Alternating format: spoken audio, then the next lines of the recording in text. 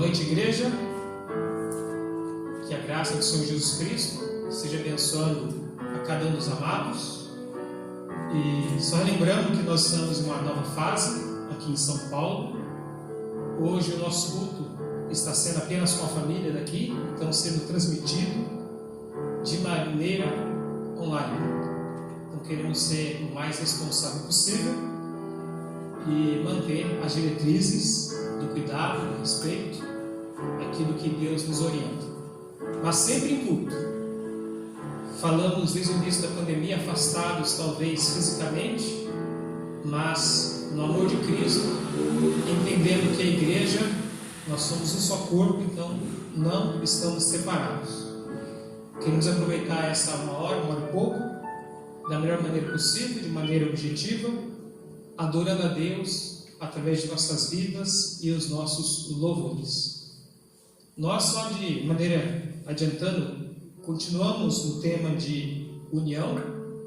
Aqui em Filipenses, você pode notar que é recorrente.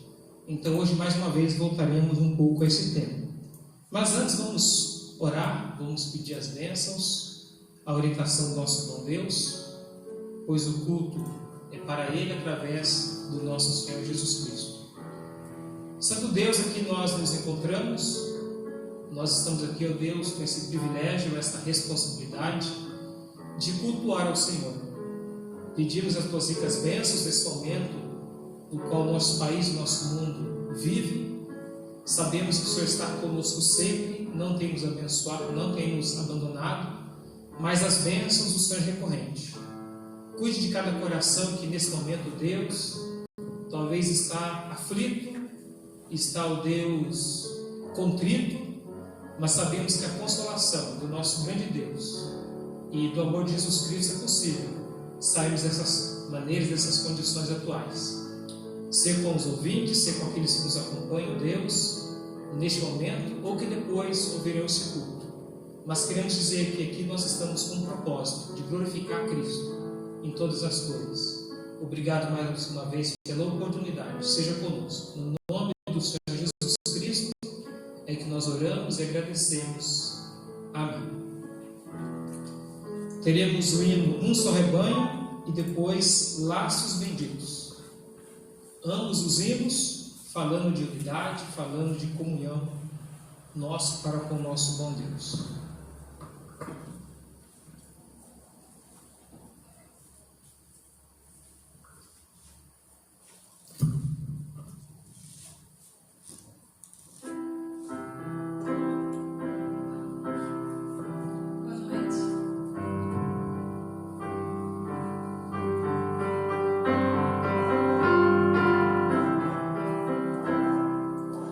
Um só rebanho.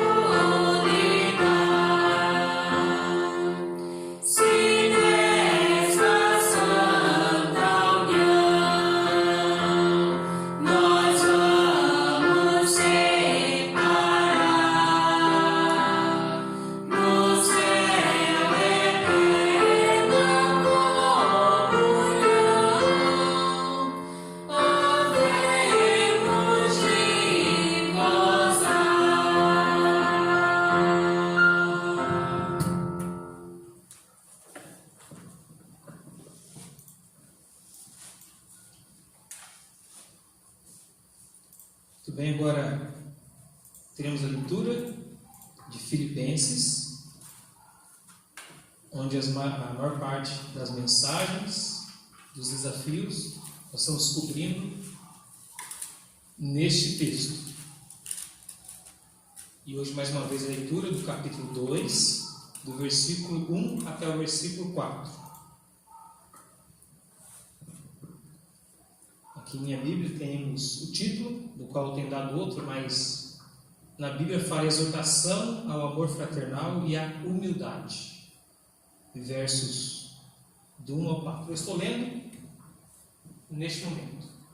Portanto, se há algum conforto em Cristo, se há alguma consolação de amor, se há alguma comunhão do Espírito, e se há alguns entranháveis afetos e compaixões, completai o meu gozo, para que sintais o mesmo, tendo o mesmo amor, o mesmo ânimo, sentindo uma mesma coisa. Nada façais por contenda ou por vanglória, mas por humildade, cada um considere os outros superiores a si mesmo. Não tende cada um para o que é propriamente seu, mas cada qual também para o que é dos outros. Filipenses 2, 1 a 4. Esse é o nosso texto principal. Queremos aproveitar esse momento para as orações. Mais do que nunca, precisamos interceder, precisamos unir nossa fé, buscando o nosso bom Deus, e estarmos assim em oração. Convidar o Robert, que vem a orar nesse momento. Ore, são 3 pedidos: pelos enfermos, aqueles que estão lutados porque perdeu algum parente, e ore pela situação geral do nosso país, do nosso governo. Então, enfermos e lutados e pelo governo. Oremos. Oremos. Senhor, eu quero te agradecer por esse dia, quero te agradecer por termos a oportunidade de te cultuar, te louvar e aprender da tua palavra. Senhor, eu quero te pedir que o Senhor esteja confortando o coração das famílias que perderam pessoas, de pessoas que estão enfermas nos hospitais, que o Senhor esteja providenciando todos os suprimentos necessários para que o nosso país possa lidar com essa crise que estamos passando. Senhor, eu quero te pedir também pelos nossos governantes, que o Senhor possa conceder a eles sabedoria para que eles possam administrar os recursos que são necessários para enfrentar a crise que estamos passando, Senhor. Senhor, é tudo isso que nós te pedimos e te agradecemos. Em nome de Jesus, amém. Amém. Só lembrando que nós aqui da igreja local, nós estamos seguindo alguns cultos juntamente com o Vila Teixeira, especialmente quarta-feira e também no domingo de manhã. Mas sempre havendo outras programações, nos quais nós desafiamos a igreja a participar.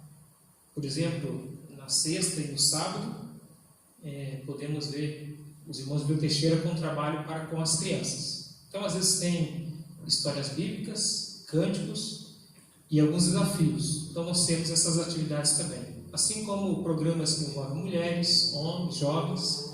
Então, você pode acompanhar, não de maneira presencial, mas através do seu computador, através do seu celular. Então, desafiamos mesmo a cada um estar aproveitando o tempo para ver e aproveitar esses cultos também.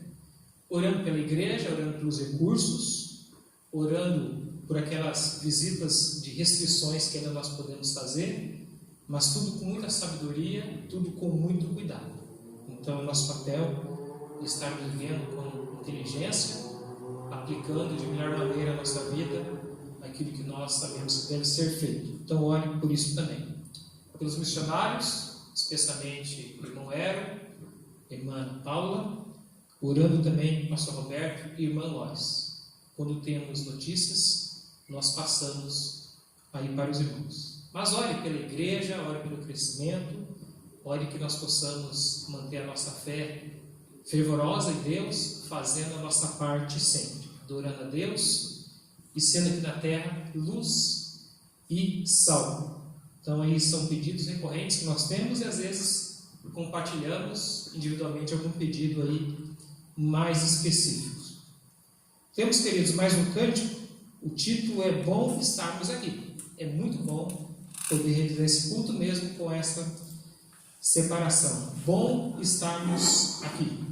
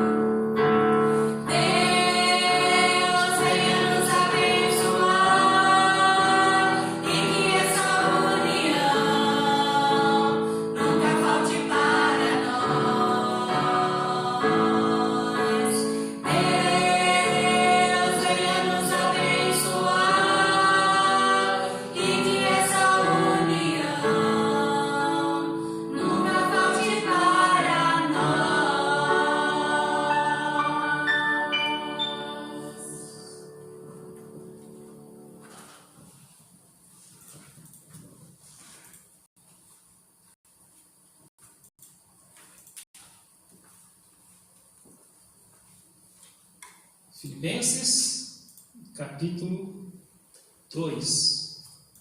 Vamos abrir e ficar nesse texto para a meditação, a palavra do nosso bom Deus. Filipenses, capítulo 2. Como já mencionado, então nós temos aí repetidas vezes vendo esses estudos. Eu vou mudar só um pouco aqui de posição, aí continuaremos.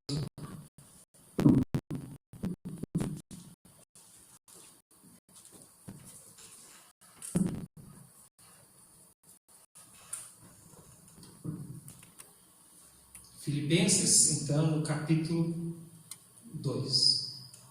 O que faremos daqui em diante? Muitas vezes, quando o texto for sobre unidade, que vai repetir nessa epístola, eu só vou lendo e dando aí a sequência nos próprios tópicos, naquilo que o contexto requer de mais importante. Mas já é a terceira vez, pelo menos, que nós estamos com esse tema, sobre unidade. Como a carta fala, no meu ver, dois temas importantes. Repete-se muito a questão da alegria e também da unidade. Então colocamos como título para hoje, a alegria da unidade. E lógico que combina. A unidade traz alegria e a alegria também traz a unidade. Mas o que é de fato a unidade? No contexto que nós vamos verificar, é comunhão. Comunhão ou unidade são palavras intrínsecas, parecidas, e elas envolvem o mesmo contexto quando nós falamos da vida cristã. Nós não fomos chamados para estarmos só. Deus não criou a raça humana, o homem, para ficar só, mas unidos em sociedade, projetando, esforçando-nos uns aos outros para atingirmos aquilo que Deus ele estabeleceu como aquilo que é bom. Agora, a prioridade. A Bíblia nos coloca vários versículos, contextos e exemplos sobre a unidade. mas é riquíssimos olhar o Novo Testamento e ver vários versículos que nos falam que somos chamados para ter comunhão com o Pai, com o Filho, com o Espírito Santo e com a Igreja. Aquilo que mais devemos nos unir em nossa vida, então aquilo que é ligado ao celestial. Então, unidade aqui, nesse contexto hoje, envolvendo então Deus, envolvendo a Igreja, e é um erro fatal se ficarmos desvinculados, separados de comunhão, de união, tanto com Deus ou como com a Igreja. Quero citar aqui, é conhecido como bênção apostólica, 2 Coríntios 13, 14.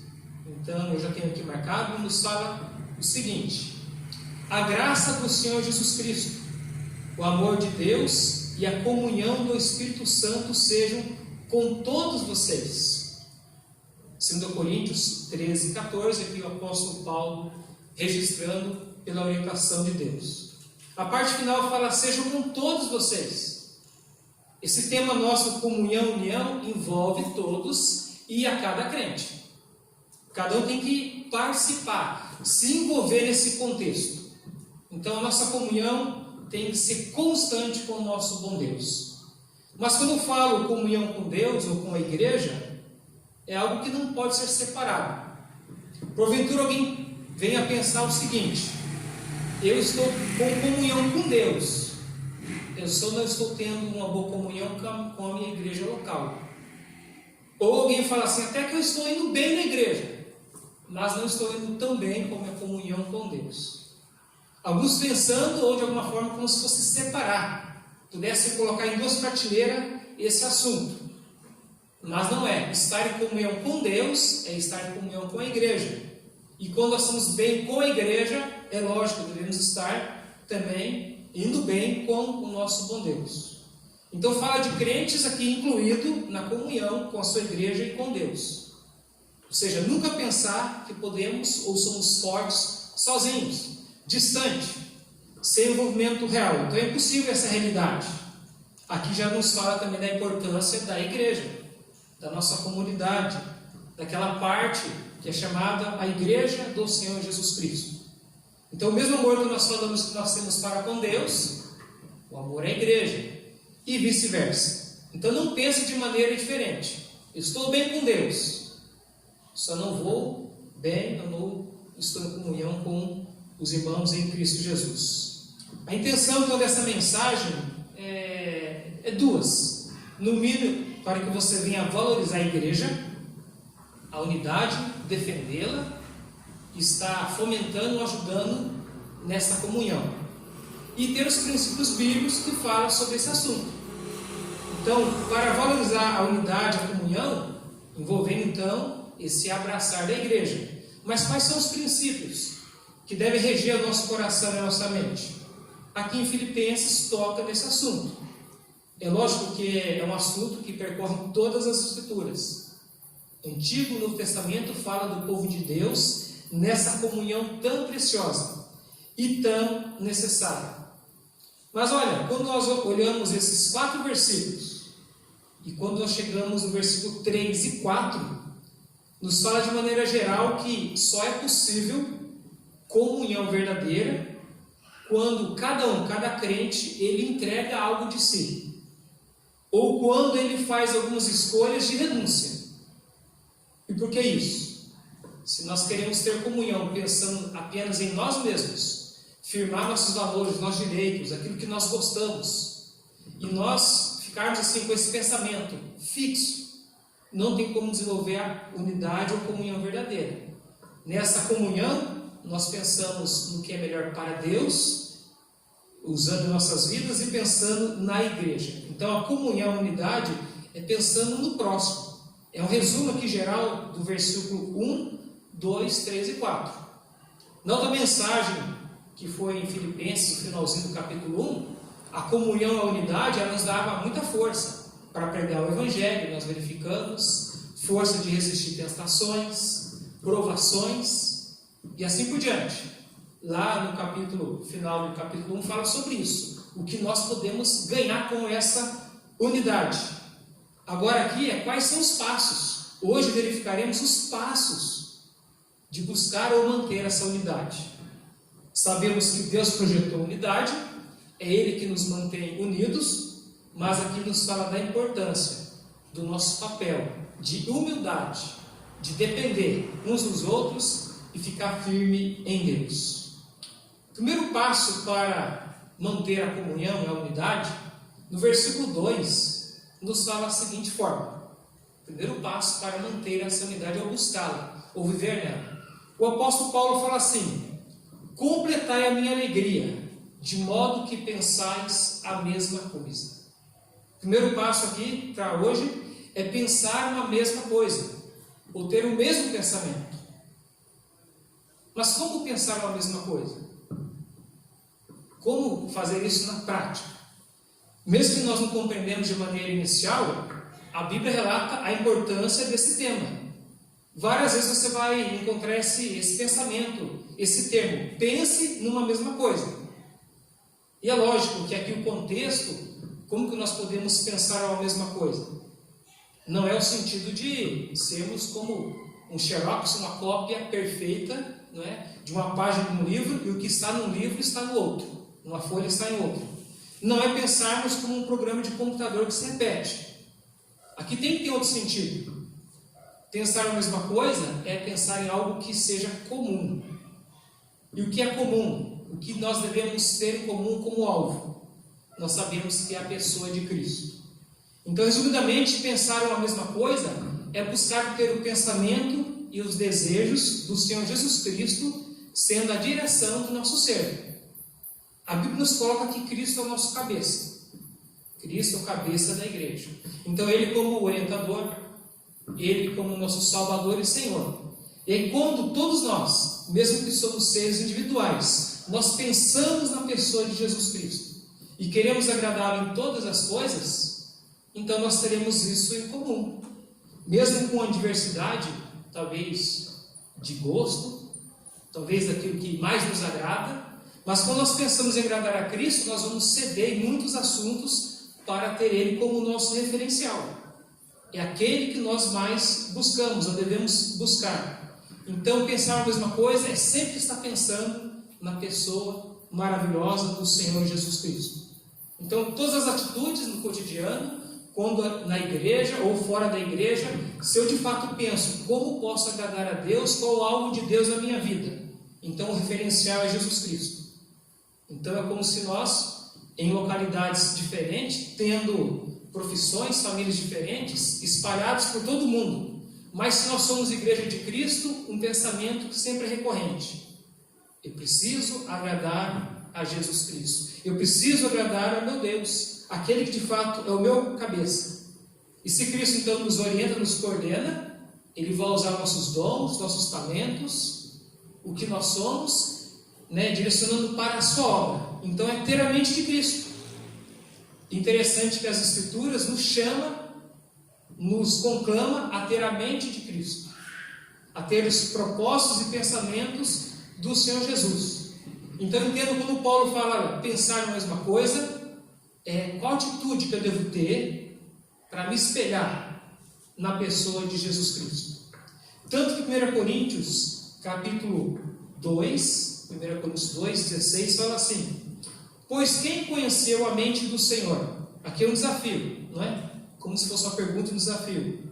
Para que possas instruir.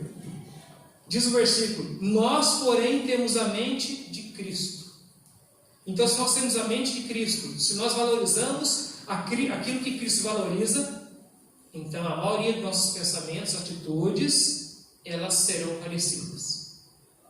É como você conhecer um novo irmão em Cristo Jesus. Mesmo se você não tivesse assim algumas informações dessa pessoa, um exemplo, você encontra num ponto de ônibus, depois segue o seu caminho, daqui a pouco vocês vão conversando juntos, um solta um versículo e alguém já lhe pergunta: já olha quando você é um cristão?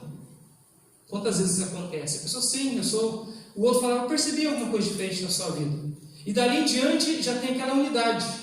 Tem algo em comum para se falar de esperança, pedidos de oração, um animando o outro, porque nós somos fixados com a mesma mente. Seria então como Jesus Cristo eu quero estar assim como um grande imã, que nos chama para o mesmo local, ou com o mesmo propósito. E unidade para a igreja, ela local está falando sobre isso. A igreja, na sua diversidade, ela tem esse mesmo desejo, ela tem esse mesmo propósito de vida. Andar unido com Cristo resulta unido com a igreja e com esse mesmo pensamento. As Escrituras falam mais ainda sobre pensar as mesmas coisas, ou que deve ocupar de fato a mente do cristão, para que ele possa se unir melhor ou mais com a sua igreja. Versículos como no sentido de pensar nas coisas que são do alto. Lembre que as Escrituras nos falam que somos peregrinos, ou que a nossa pátria é celestial. Então, o desafio de Filipenses aqui, quero citar alguns versículos, diz o seguinte: portanto, se já ressuscitastes com Cristo, buscai as coisas que são de cima. Olha, buscai ou pensai nas coisas que são de cima, onde Cristo assenta à destra de Deus. O versículo fala: pensais nas coisas que são de cima e não nas que são da terra. Olha aqui o desafio de Filipenses mesmo. Pense naquilo que é de cima. Valorize aquilo que é celestial. Valorize aquilo que é espiritual. Colossenses 3, 1 e 2 fala a mesma coisa. Então, como ter o mesmo pensamento? Ter a mente de Cristo e pensar nas coisas que são de cima. O que seria o inverso disso? É viver com a vida, com a mente e com o coração nas coisas que são aqui de baixo. E a Bíblia diz também nas coisas que são terrenas, nos quais não deve ocupar a mente e o coração. Porque se nós devemos pensar nas coisas da luz, é diferente de andar nos caminhos ou ter a nossa mente naquilo que é das trevas. 2 Coríntios 4,18, não tentando nós nas coisas que se veem, mas nas que não se veem, porque as que se veem são temporais, enquanto as que não se veem são eternas. 2 Coríntios 4,18. Então, pensando naquilo que é duradouro, aquilo que é eterno, e aí envolve tudo aquilo que a Bíblia nos coloca como aquilo que tem valor na presença de Deus, aquilo que de fato vai perdurar. Passarão os céus e a terra, mas a palavra de Deus, aquilo que Deus tem colocado como propósito na nossa vida, não passará. Então, como tem sido a sua vida? Você tem pensado de fato nas coisas que são de Cristo? Nas coisas que são celestiais? Se esse é o seu desejo, se você vive nisso, o amado irmão também, e o outro, e assim por diante, nós estamos desenvolvendo uma mesma mente. E cada culto, cada programação, cada mensagem é para desenvolver isso. Devemos ter essa atitude, esse mesmo pensamento. Pensar nas coisas que são do alto. Porém, na realidade, tem cristão que não consegue, tem convertidos que não conseguem ter isso como propósito. Vivenciar ou pensar nas coisas que são de cima.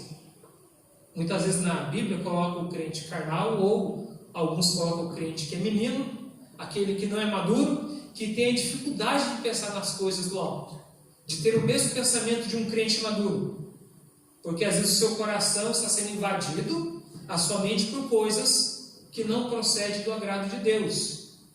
E o Senhor Jesus Cristo fala sobre isso, lá em Mateus 15, 19, fala porque do coração procedem os maus pensamentos, e lá ilustra assassinatos, adultérios, fornicações, furtos, falso testemunho, blasfêmias, e assim outros pensamentos que são ruins. Então, pensamentos ruins, terrenos, outra versão pode dizer pensamentos malignos, tudo que pertence às trevas. E isso não se condiz do comportamento, atitude e pensamento de que cada crente, cada que pertence à igreja deve vivenciar. Então somos chamados a pensar cada vez mais da maneira correta, maneira enxertados pela palavra, cheios do pensamento que Deus nos revelou nas Escrituras. Então, quanto mais apreço pelas Escrituras, mais nós nos fincamos em estudo e meditação, colocar o coração na palavra, meditando dia e noite. Esse é o pensamento de Cristo que será desenvolvido na minha vida e na sua vida. Então, aqui fala do tempo que nós investimos com Deus e aquilo que pertence à palavra, aquilo que é espiritual. Então, 1 Pedro 2,2 fala sobre isso. Ter aquele desejo, né, de como recém-nascido, de estar sinceramente na palavra de Deus, e assim crescendo. É algo crescente. Alguém se converte e logo ele vai entendendo que as coisas mudaram, ele é nova criatura. E aí seu pensamento vai mudando, ele vai ter essa mesma atitude como um desafio a todo cristão, pensando de uma mesma forma, de uma mesma maneira. Ou seja, o alvo, o referencial, agradar a Cristo. Então tem um crente que é espiritual, tem aquele que é carnal. Agora tem alguns que não podem ter o mesmo pensamento de Cristo. E a Bíblia diz sobre aqueles que não são convertidos. E por isso que vez após vez, você vê nas escrituras aquela discordância do pensamento de alguém que é crente e de alguém que não é convertido ainda. Que eles têm pensamentos totalmente contrários. Uns pensam nas coisas desse mundo, outros naquilo que é duradouro. Pensam nos novos céus e nova terra. Tem um novo padrão. Alguns com pensamento então caídos em suas paixões, outros naquilo que de fato, sinceramente, é da luz e são ou é os padrões que Deus tem estabelecido. Como que é a sua mente? Uma mente que pensa em Cristo, nas coisas do alto, pensa na palavra, ou como aqui citado, um coração que já tem estado longe de Deus, ou ainda pior, o homem natural que nem pode discernir aquilo que é espiritual e aquilo que não é. Não ama as escrituras, não se apresenta perante ela, não se aproxima, e na verdade aqueles que até odeiam aquilo que é de Deus.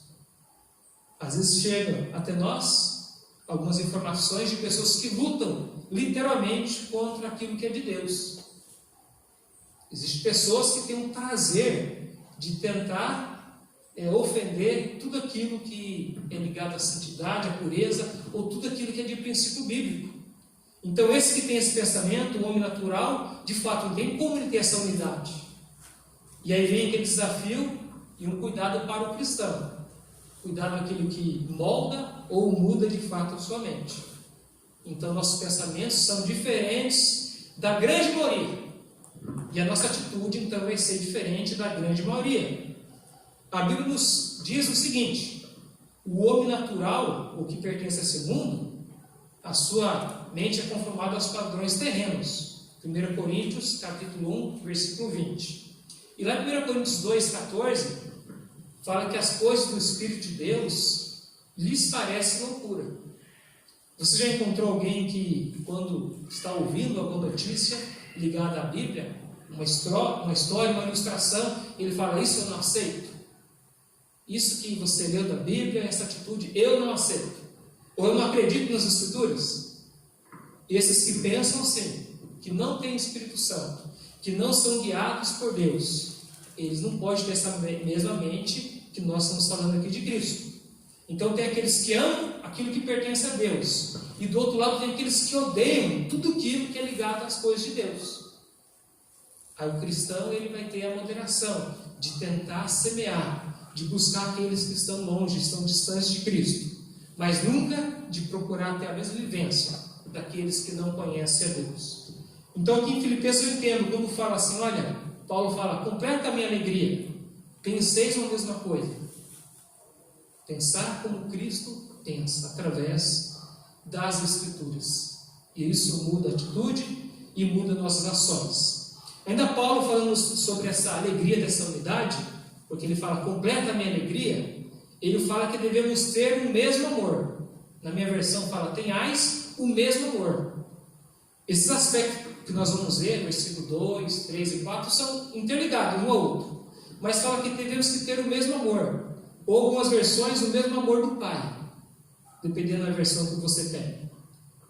Então, como nós demonstramos a nossa união? Ou Jesus Cristo mesmo falou que nós seremos conhecidos pela prática do amor. Na verdade, nós vamos encontrar alguns textos como ordem, que nós devemos amar. Devemos refletir o amor de Deus, de nossa vida, para com os demais. E no amor tem a união. No pensamento de Cristo, e agora vivenciando o amor. E João 15:12 fala que o amor é como um mandamento. É um novo mandamento, na verdade. Devemos amar. E a Bíblia nos fala que Deus nos capacita a amarmos uns aos outros. A Bíblia nos coloca dessa forma, porque o próprio Deus é a fonte de amor. Cristo veio nos buscar por causa do amor.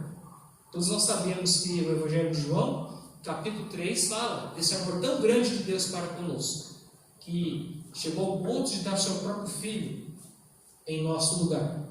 A Bíblia diz em muitos lugares que Deus é amor.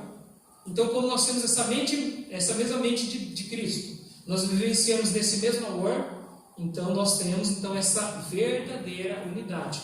Vamos desenvolvendo essa unidade. Então, nossa oração é que nós possamos, na prática, vivenciar o amor que Deus já tem nos dado, já tem enxertado em nossas vidas, derramado em nossos corações, conforme Romanos capítulo 5.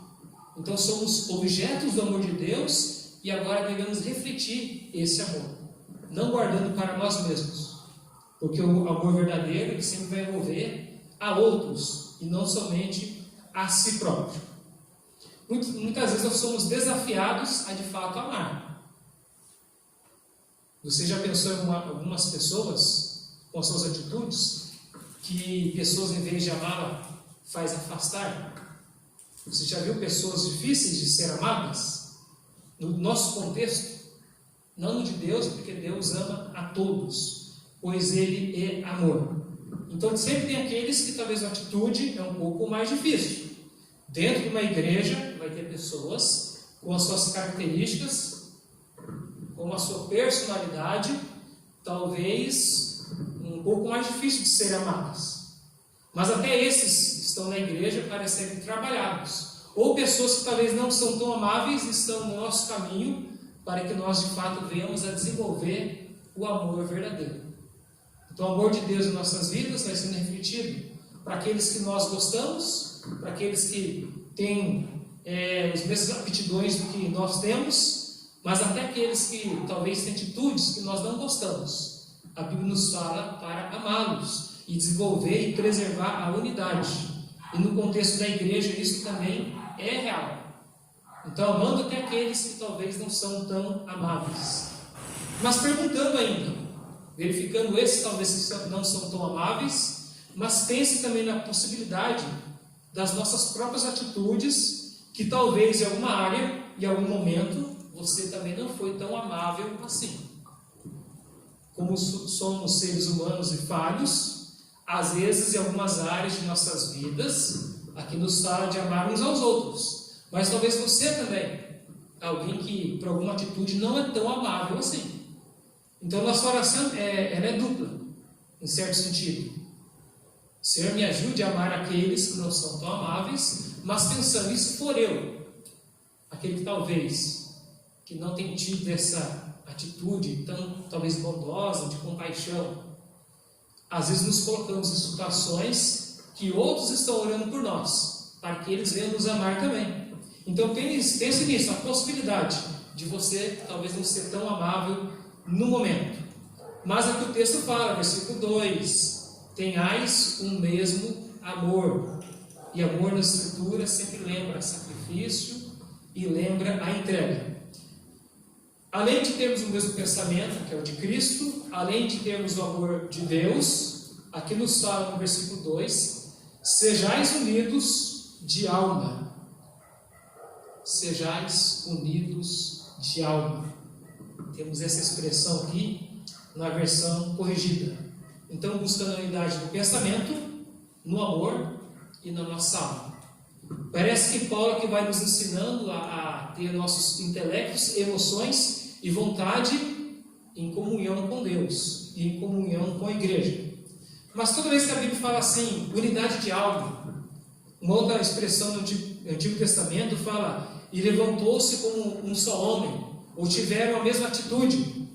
Ali fala da coragem de trabalhar unidos, de prestar um bom serviço ao mestre, ou de aceitar desafios. Quando fala que nesse contexto de alma, ou de união, no contexto olhando o Antigo Testamento e o Novo, está falando daquilo que eu posso fazer na prática para o bem da igreja. Aqui fala dos nossos usos de nossas mãos, de nossos pés, de nossos talentos. E isso é ligado então à unidade, aceitar os desafios e trabalhar da melhor maneira possível, atingir os bons resultados para agradar a Deus. Então, ser unido de alma Então tem um desafio na igreja, tem ali uma campanha, um propósito. Então levanta-se como uma só alma. Um pensamento, porque amamos a obra de Deus, nós vamos nos dispor voluntariamente para fazer o trabalho santo do nosso bom Deus. Então disposto de alma, sem reserva, então com entrega total. E juntamente com isso, o versículo 2, eu quero ler todo ele, fala: completar a minha alegria, de modo que penseis a mesma coisa, tenhais o mesmo amor, sejais unidos de alma, tendo o mesmo sentimento. Então, tudo aqui é algo ligado, como já tenho falado, a outro. Algo ligado, um pensamento a outro. Fala de compaixão. Fala de manter a parte final desse sentimento, manter a melhor atmosfera possível aonde eu estou. Pode falar da família, fala da igreja, fala aqui do desafio, onde quer que nós estejamos. Então, manter a harmonia e fugir de contendas. Porque vez após vez aqui em Filipenses você vai verificar isso. Exemplos bons de pessoas que mantiveram essa unidade, ou essa harmonia, esse verdadeiro amor. Sem barreiras, sem brigas, ou sem partidarismo, como é aqui na sequência do versículo 3. Então, se nós preservamos tudo aquilo, pensamento de Cristo, se nós mantemos o amor de Deus, unidos pelo Espírito Santo, aí vai nos fazer afastar do erro ou do alerta do versículo 3. Lá fala assim: nada façais por partidarismo, ou contenda, ou não ser faccioso na igreja, ou não manter assim aquela distância, aquele rompimento com os seus demais irmãos. Paulo fala isso diversas vezes aqui, e mais para frente até relata o caso daquelas duas irmãs, que estavam ali como que afastados. Então nós vemos isso. A Bíblia coloca que nós não devemos estar em partidos ou faccionando, dividindo a igreja. Aquela frase, quando é conhecida na guerra, se divide para conquistar. Mas na igreja nós nunca devemos nos dividir nesse contexto. É nos unir para vencer as diferenças e ter o mesmo propósito, o mesmo ânimo e o alvo que é Deus. Então nada façais por partidarismo. E me lembra muito aqui, como esse tema é recorrente em muitos lugares, e especialmente lá em 1 Coríntios, fala de pessoas que tomaram partidos, ou ficaram em grupos, ficaram em contendas. E é bem lá no início do capítulo 1, versículo 10 a 12, nos fala assim, dos sérios riscos que a igreja lá em Coríntios estava passando. E aqui eu quero deixar como ilustração. Lá o versículo nos fala assim, no capítulo 1, versículo 10 em diante: rogo-vos, meus irmãos, em nome de nosso Senhor Jesus Cristo, que sejais concordantes no mesmo falar, que não haja divisões entre vós, antes sejais unidos no mesmo pensamento e no mesmo parecer. Então, muito parecido com aqui em Filipenses. Pois a respeito de vós, irmãos meus, fui informado pelos da família de Cloé, que há contendas ou partidarismo entre vós. Quer dizer isto: um sou de Paulo, outro de Apolo, outros dizem eu sou de Cefas e eu de Cristo. Então é interessante que chegou até Paulo e foi necessário esse Cloé, essa família, passar essa informação, não como fofoqueiros. Pelo contrário, eu creio que a família de Cloé era alguém deixado com essa responsabilidade e avisa Paulo: olha, a igreja está com essas divisões. Lá, cada um está dizendo que pertence a um grupo. E quando Paulo recebe isso, ele tem que exortar, ele tem que admoestar, ele tem que corrigir esse problema.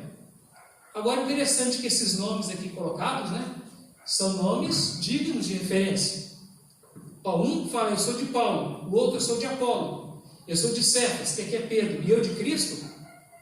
São nomes dignos, até de exemplo. Mas nesse contexto estava fazendo partidarismo ou como formando grupo dentro da igreja. E cada um achando que o seu grupo era melhor. Fazendo para o seu grupo e não para o outro.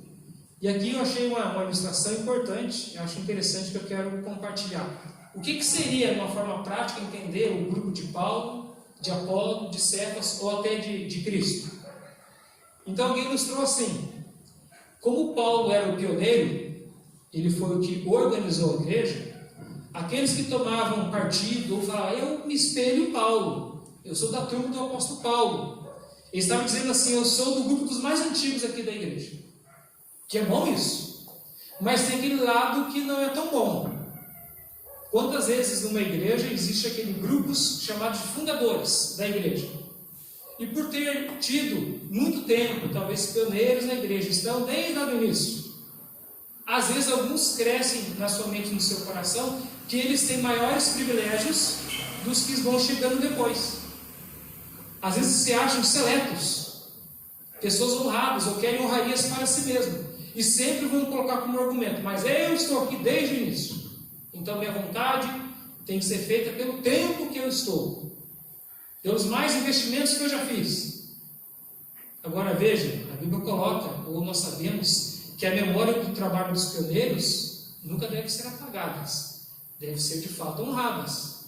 Mas não é por causa do tempo que a pessoa está num local que ela vai se sentir dona, ou que a sua vontade sempre vai sobressair.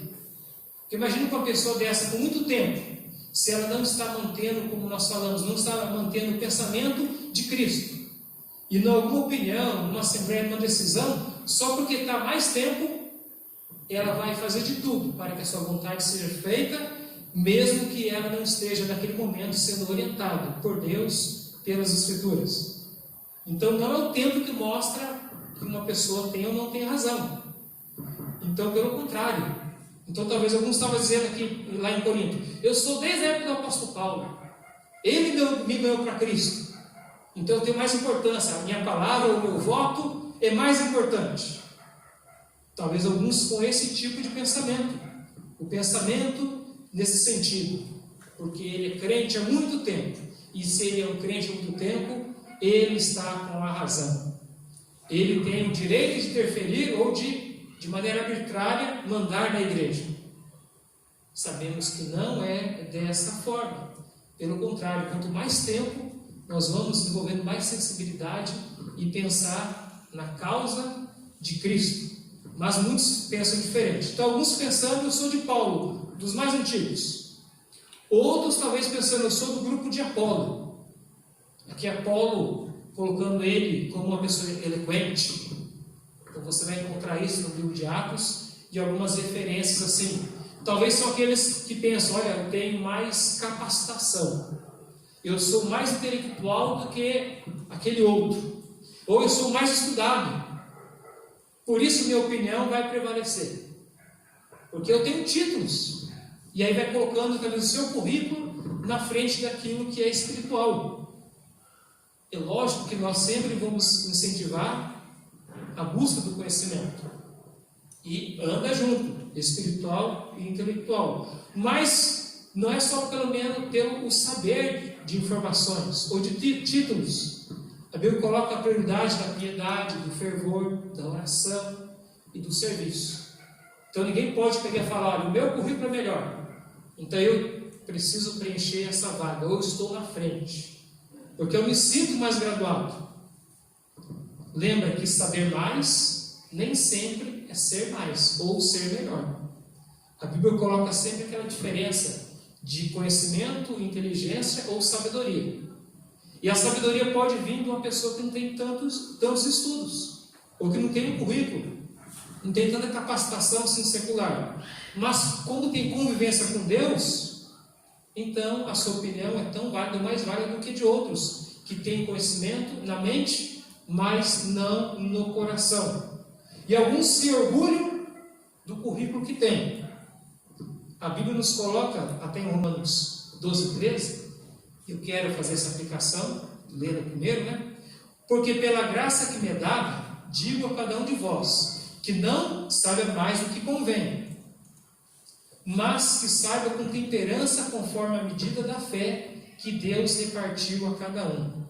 Ou alguns falam assim que não venha pensar mais do que convém de si próprio, não venha se ufanar, se vangloriar da sua capacidade ou dos seus conhecimentos, mas é conforme a medida da fé que Deus reparte a cada um. Então talvez aqueles que falam lá em Corinto, o grupo de Apolo, seriam aqueles que têm um melhor currículo, um currículo humano, ou títulos humanos, mas não tem aquele temor sincero e humilde para com Deus. Então tem um grupo daqueles que falam sobre os mais velhos, ou fala, eu tenho aqui esse currículo, e tem o terceiro grupo, dos partidarismo, que fala lá em Filipenses, e aplica aqui no livro de Corinto. Lá fala alguns, eu sou do grupo de Cefas. E quem é Cefas? Um outro apóstolo, também referência. Mas que Paulo, lá em Gálatas, teve que combater algumas atitudes de Pedro. Paulo teve que conversar com Pedro, porque em certo momento ele teve uma atitude legalista. Depois você pode ler lá no capítulo 2, do 11 a 16. Dá para entender que aqueles irmãos de Gálatas estavam indo bem, e aí Pedro tendo comunhão com todos, mas quando eles foram visitados por alguns judeus, e talvez aqueles que sendo convertidos e queriam manter alguma prática judaica, parece que Pedro saiu do meio da Irmandade Total e foi formando um grupo. E aí Paulo fala que teve que repreender ele claramente, ele e a Barnabé, porque ele comia com os demais comiam, ele visitava todas as casas, dá para entender lá no contexto de Gálatas, e quando veio alguém de fora, parece que ele foi se apartando, ele não quis ficar mais junto, ele começou a ter atitude legalista, somente ele estava certo, e como se diz, ele começou a colocar as escrituras de fato em segundo plano, para colocar alguns pensamentos seus, legalistas, como algo importante. É como aqueles que inventam usos e costumes e colocam à frente da palavra de Deus. Então, o legalista é ligado a isso, né? Aqueles que pensam que são melhores que os demais, julgam sempre pela aparência, criam normas ou criam regras de conduta, e muitas vezes não sem base nenhuma nas escrituras. Então, o partido dos legalistas. Tem na igreja esses grupos, os que acham que são melhores por causa do tempo, os que se acham melhores por causa do seu currículo, e aqueles que se acham melhores porque eles têm a sua própria vida mais santa do que os demais. E aí começa a olhar e julgar cada um, a colocar outros em constrangimentos, porque se julgam então melhores. Talvez colocam que os outros crentes que não têm o mesmo pensamento e comportamento que o seu, são crentes de segunda classe. Então eles têm esse pensamento chamado legalista, mas não apoiado pela Bíblia. Segue talvez tradições de homens. E você pode verificar de maneira exemplar, né, um exemplo lá em Mateus capítulo 15, do 1 ao 9, que eu não vou ler aqui. Mas no resumo de lá, alguns estavam dizendo o seguinte, estavam abandonando seus próprios pais e mães, eles deveriam ter recursos para ajudar, lá em Mateus 15, de 1 a 9, dizendo que não poderiam fazer isso porque eles tinham feito uma oferta ou um pacto com o Senhor, e eles não poderiam estar ajudando. Então, Mateus 15, de 1 a 9. Mas Jesus fala o seguinte para esses que estavam com essas tradições de homens: e assim invalidastes a palavra de Deus por causa das vossas tradições. Jesus, lá em Mateus 15, fala assim: hipócritas, bem profetizou Isaías a vosso respeito, dizendo: este povo honra-me com os lábios, mas o seu coração está longe de mim. Em vão me adoram, ensinando doutrinas que são preceitos de homens, ou doutrinas de homens. Então, aqui talvez os legalistas são esses. Então, olha, cada um seguindo um partido. De Paulo, de Apolo, de Cefas. E tem aqui em Coríntios o que fala o grupo de Cristo. Parece que esse é o melhor partido a se escolher. E de fato, pensar em Cristo sempre é o melhor. Mas nesse contexto aqui, o partido de Cristo é outros que davam problemas também. Quando você nota todo o contexto, é aqueles crentes que queriam viver independentes. Não queriam seguir autoridade alguma. Eles não queriam submeter a exortações, a ensinamentos das Escrituras. É aqueles que pensam da seguinte forma: eu só sigo a Cristo.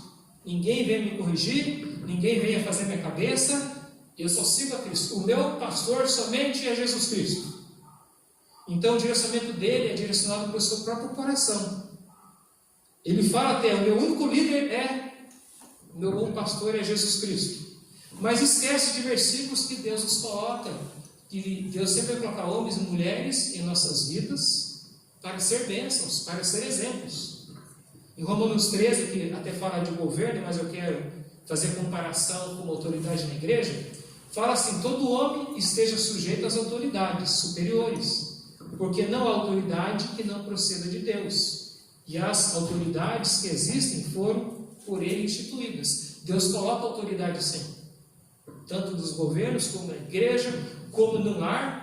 Então, em uma fase ou outra nós somos sempre liderados, em outras nós somos os líderes. Mas aqui esse que parece que fala, eu sou só de Cristo, nos apresenta aqueles que não queriam seguir conselhos, que ele tem uma vida independente. E um crente não pode ter uma vida independente. Em 1 Timóteo 5,17, os presbíteros que governam bem sejam estimados por dignos de duplicada honra, principalmente os que trabalham na palavra e na doutrina. Colocando aqui, em 1 Timóteo, 2 Timóteo e Tito, pessoas que tornam-se líderes, referências e exemplo. Em Hebreus 3,17, obedecei os vossos pastores ou guias e sujeitai-vos a eles, porque velam por vossa alma, como aqueles que vão te dar conta por elas, para que façam com alegria e não gemendo. Por isso, não vos seria útil.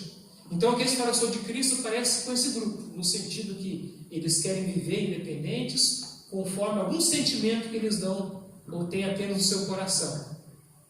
Não querem submeter às orientações, aos estudos, a prática do que nós vemos na palavra de Deus. Então, é só de Cristo. O importante é Cristo avisar no meu coração que deve ser feito. Mesmo que alguém abra a Bíblia e fale, mas olha aqui esse versículo. Aí ele duvida da explicação, da interpretação e acha que tem o melhor caminho. O caminho sendo do seu próprio coração. Então, quando o Filipenses fala de partidarismo, talvez alguns estão seguindo o grupo de Paulo, só porque é dos mais antigos, outros de Apolo, por ser mais intelectuais, mais capacitados, outros de Cefas, como legalistas, e outros aqui falam o grupo de Cristo, pensando neles mesmos, não querendo seguir orientação nenhuma. Aqueles que distorcem talvez versículos e textos para o seu bel prazer e o seu pretexto apenas. Então, mas partidarismo, aqui em Filipenses 2, nada façais por partidarismo.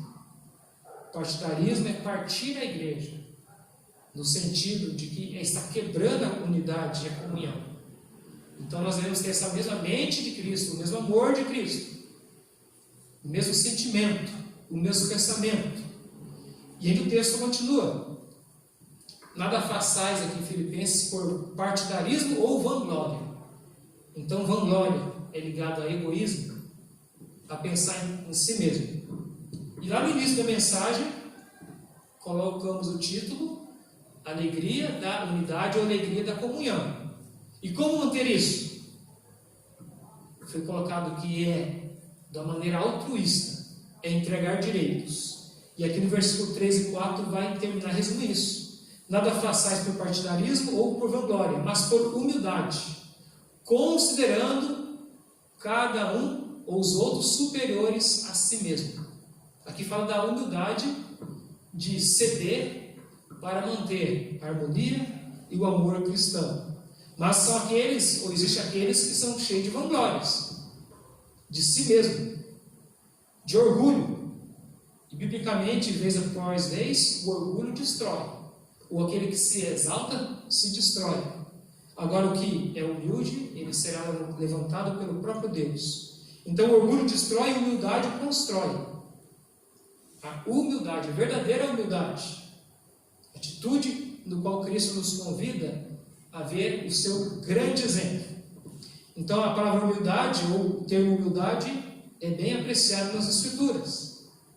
Apesar que na época do Império Romano, ser humilde para eles seria apenas submissão ou seria fraqueza. Então alguns falam, eu jamais quero ser humilde, nesse sentido, eu não quero abaixar minha cabeça. Eu não quero levar desaforo para casa. Eu tenho que fazer todos os meus direitos, desejos serem executados. Pensamento humano. É um pensamento humano e mundano. Pelo contrário, quando nós mais queremos crescer em Cristo, mais nós iremos servir em humildade. Então, nada façais por partidarismo ou por vanglória, mas por humildade. E em outra mensagem vamos ver esse exemplo que é o Senhor Jesus Cristo. Então, o último lugar aqui é o passo chamado do altruísmo. Altruísmo é o oposto ao egoísmo. Egoísmo é o amor excessivo ao seu próprio bem próprio, ao seu próprio bem-estar. É se considerar mais que os outros. Já altruísmo ou abnegação é ligado ao amor ao próximo, é desprendimento. Então, olha, mas faça considerando cada um os outros superiores a si mesmo. Não tenha cada um em vista o que é propriamente seu, senão também cada um o que é dos outros. Então, tudo que nós vimos no versículo 2 está falando sobre esse contexto aqui, fechando esse contexto de ser altruísta, de deixar os nossos pensamentos e ter o pensamento de Deus, ter o mesmo amor de Cristo. Não tomar partido ou faccionar, mas pensando no bem-estar, pensando no outro, pensando no reino de Deus, pensando no crescimento e desenvolvimento da igreja. Então, o altruísmo é muito ligado com humildade. E que cada um nós possamos ter esse pensamento, essa mentalidade que não vem da força humana, mas vem exercido pelo Espírito Santo, pelas Escrituras. Ninguém quer ser o destaque, o holofote, a estrela, mas pensando que somos todos iguais. Mas, como nós já vimos aqui a ilustração, primeiro é Cristo, depois os outros, e lá em terceiro lugar, talvez ocupa um espaço para nós mesmos.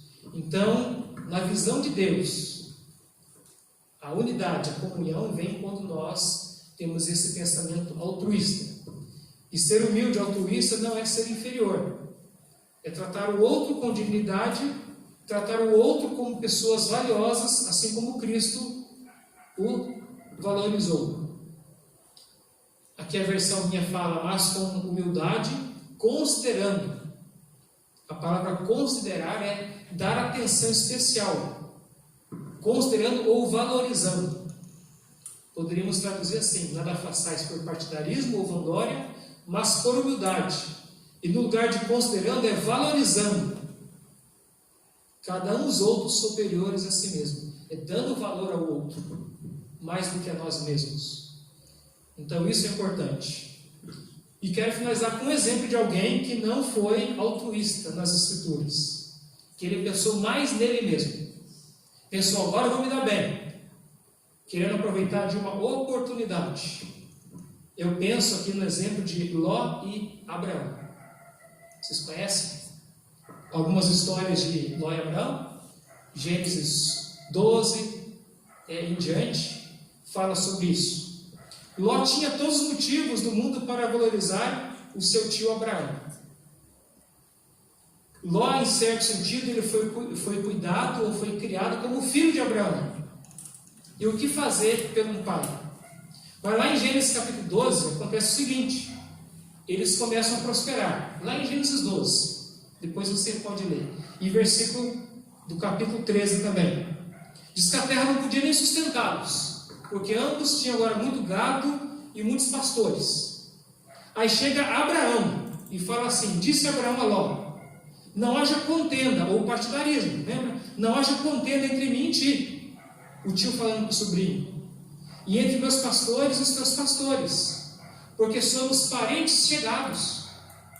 Acaso não está diante de ti toda a terra? Aí diz que Abraão fala assim: peço-te que te apartes de mim. Se fores para a esquerda, irei para a direita.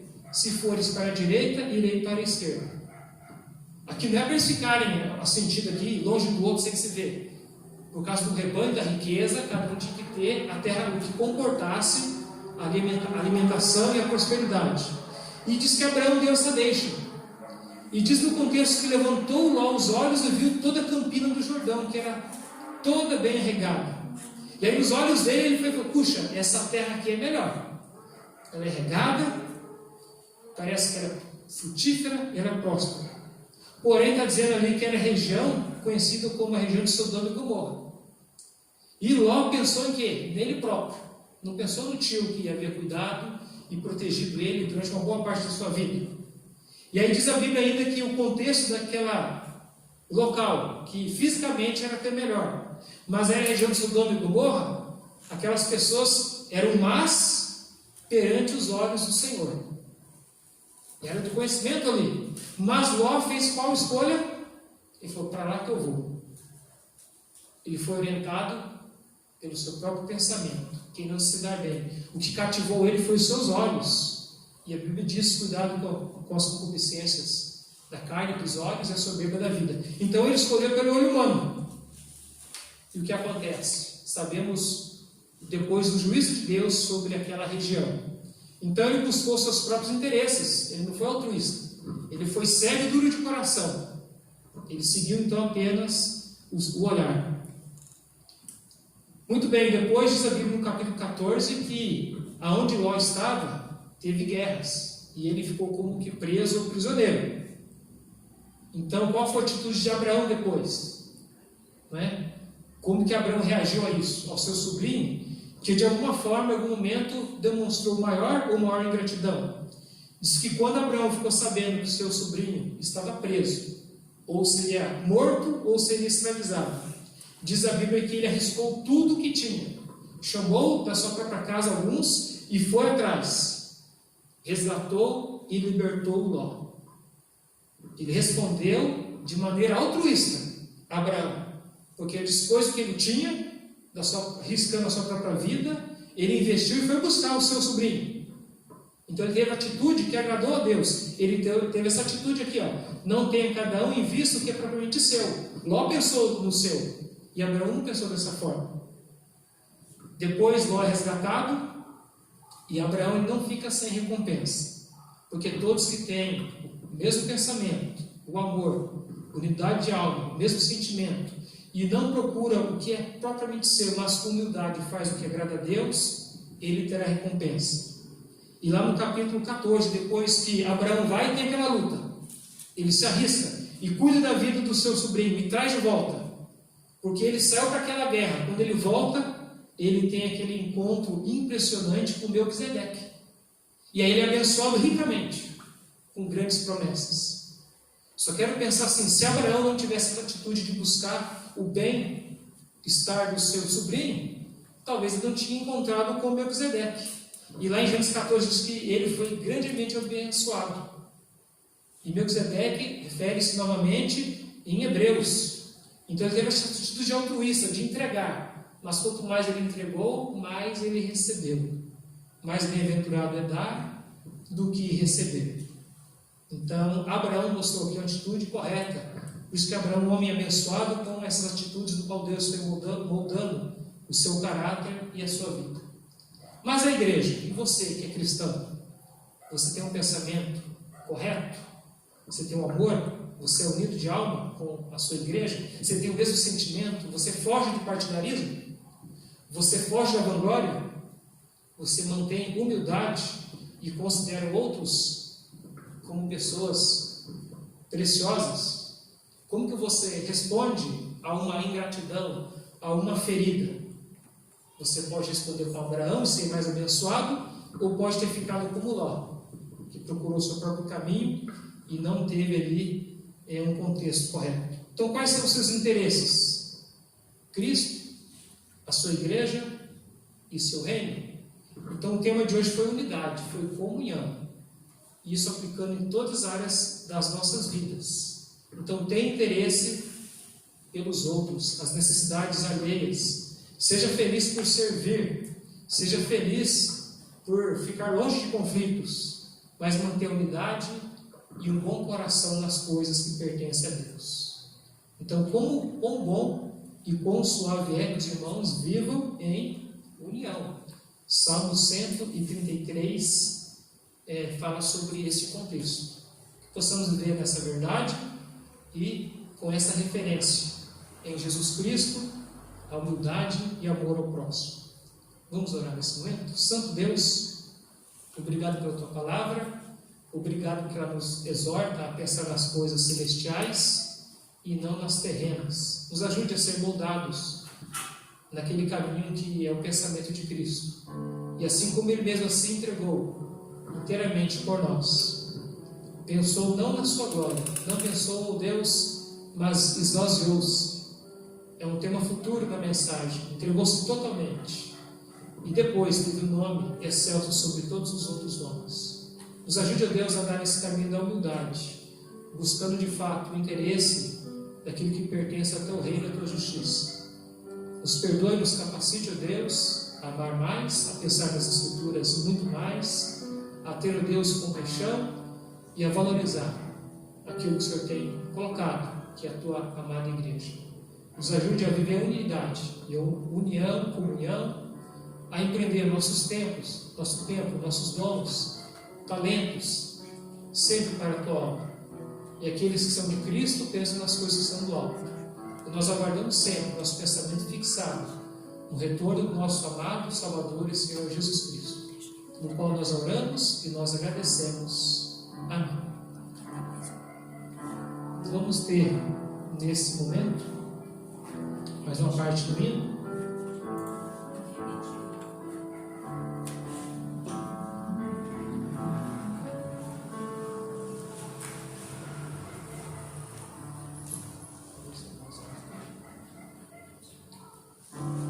Nós vamos louvar a Deus como bom. Estamos aqui louvando a Deus. Mas pense, envolva-se mais com a comunhão e a unidade da sua igreja.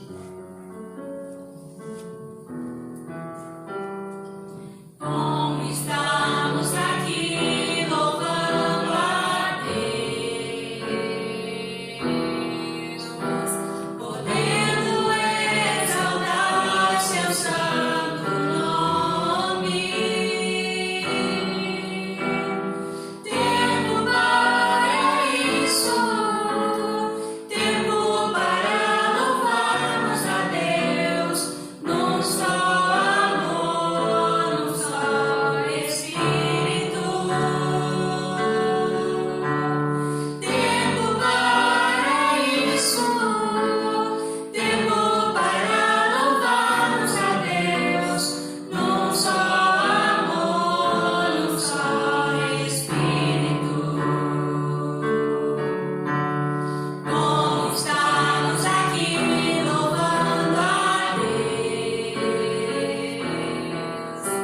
podendo exaltar seu santo nome. Tempo para isso, tempo para louvarmos a Deus, num só amor, num só Espírito.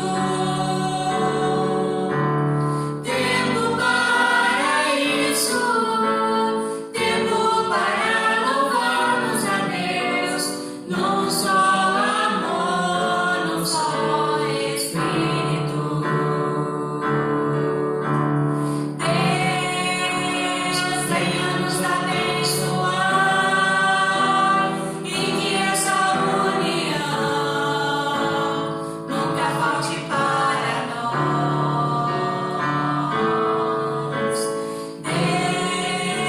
Deus venha nos abençoar e que essa união nunca falte para nós.